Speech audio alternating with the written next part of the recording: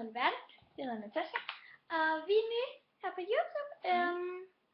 Og den kan godt nogle gange give koksen. Ja, den driller rigtig meget i dag. I dag, der vil jeg vise, hvordan man bruger en Tangle Teasers, som jeg lige har købt.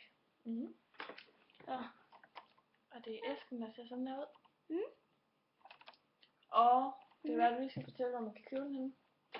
I normal, ved, hvad hedder det, Bruns Galleri på gågaden, er en normal bestilling, så drejer man til venstre, og så går man opad, og så er der et lyskryds, så skal man dreje der og der. Sådan.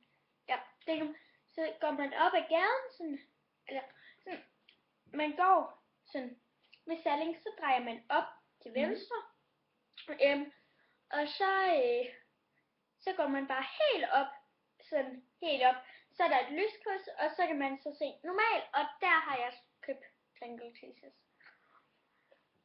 Så jeg vil vise, hvordan man kan bruge den. Faktisk, så kan man bare fræse sit hår.